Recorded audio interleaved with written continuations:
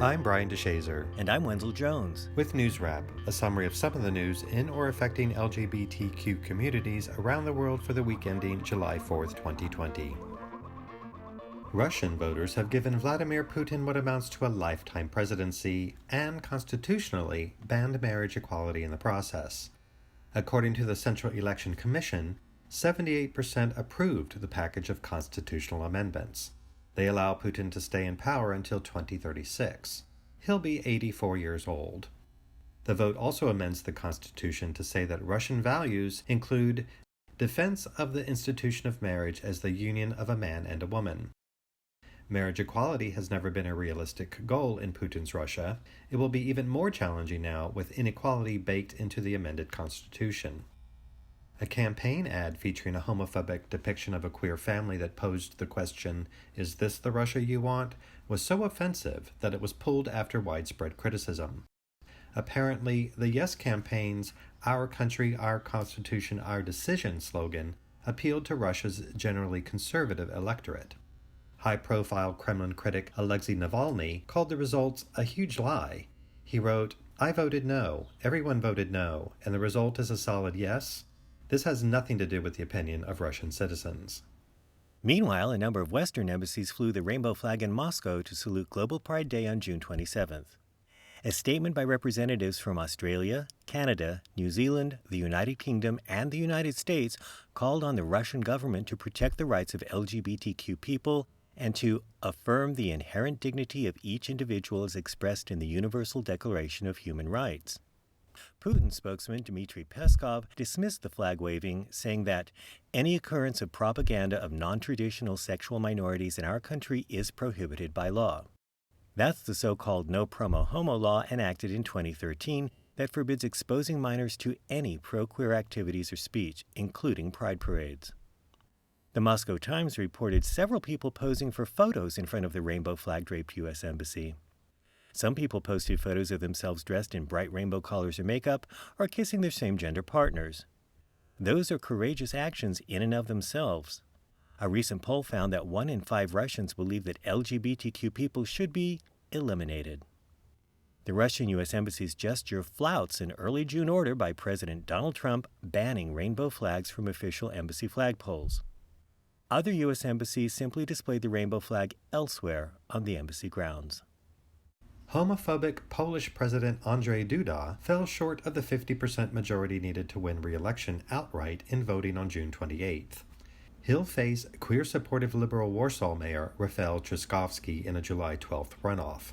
Trzaskowski won about 30% of the vote.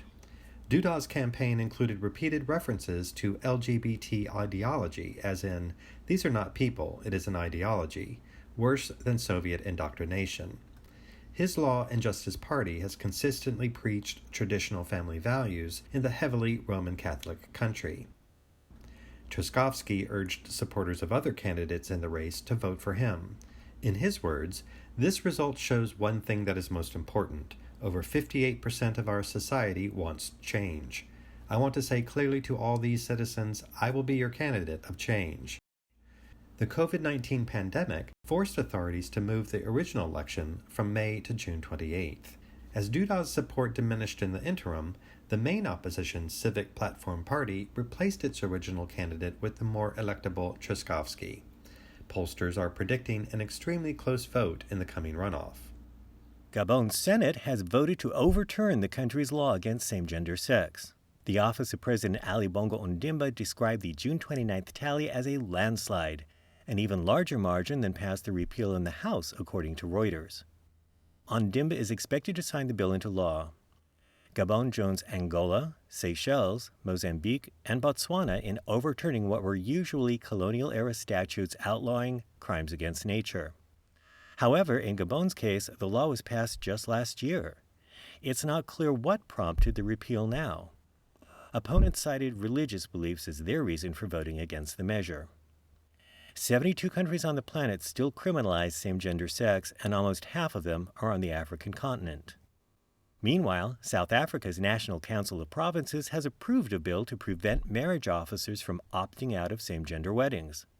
Provisions in the 2006 marriage equality law allow them that right, usually for religious reasons.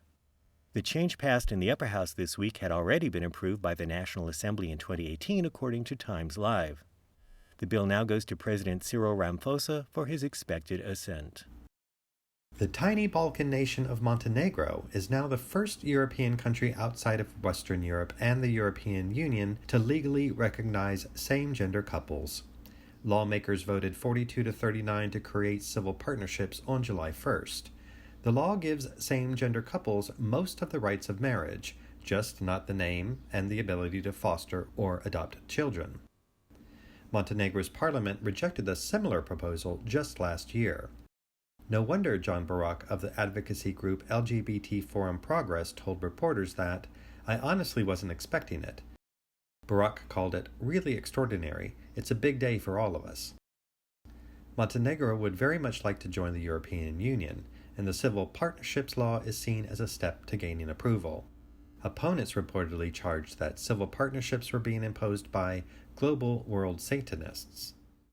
India's conservative government is opening the doors of the National Central Armed Police Force to qualified transgender candidates. Officials are pointing to the Transgender Persons Protection of Rights Act passed in December 2019. Among other protections, it bans anti-trans discrimination in the workplace. Now, the Ministry of Home Affairs says that the level playing field it gives trans people in employment should include combat policing. The ministry is now soliciting comments from the various departments of the Central Armed Police Forces, according to Press Trust of India. Then the Union Public Service Commission can prepare proper documents and procedures for transgender applicants. The Times of India reports that the Border Security Force has already expressed support for the move. Input is pending from the Central Industrial Security Force and the Indo-Tibetan Border Police. Officials say that applicants will still need to pass written exams, appropriate physical tests, and an interview process. Upon final approval, the Union Public Service Commission will be directed to modify relevant application rules and procedures to include transgender as a separate identifying category. By contrast, the Trump administration continues its full-fledged war against transgender people. Secretary of Housing and Urban Development Ben Carson has announced a rule change that would allow federally funded homeless services to turn away transgender clients. Carson proclaimed that the umpteenth reversal of a policy established during Barack Obama's presidency will, in his words, better accommodate religious beliefs of shelter providers.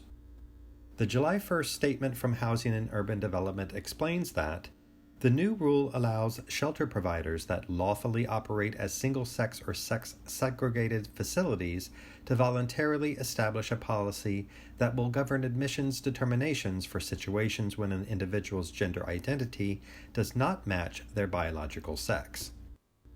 Not surprisingly, a number of queer and trans-specific advocacy groups quickly condemned the latest Trump assault on transgender people.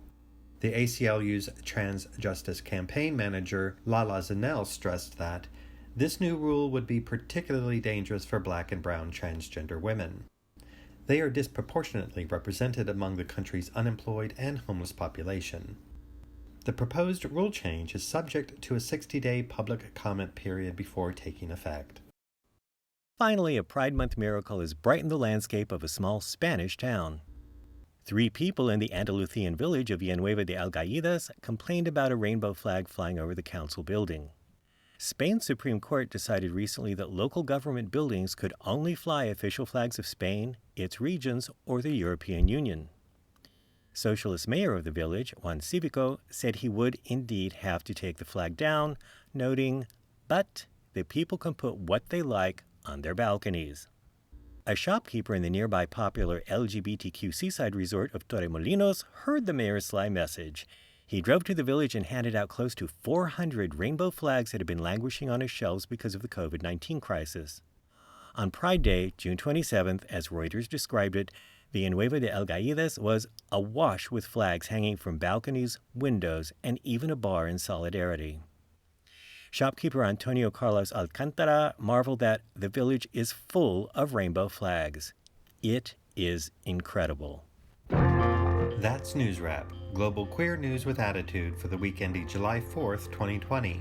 Follow the news in your area and around the world An informed community is a strong community. NewsWrap is recorded remotely during the COVID-19 emergency, but is still written by Greg Gordon, edited by Lucia Chappelle, produced by Brian DeShazer, and brought to you by you.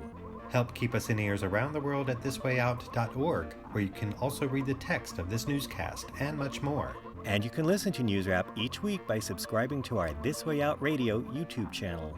For This Way Out, I'm Wenzel Jones. Stay healthy. And I'm Brian DeShazer. Stay safe.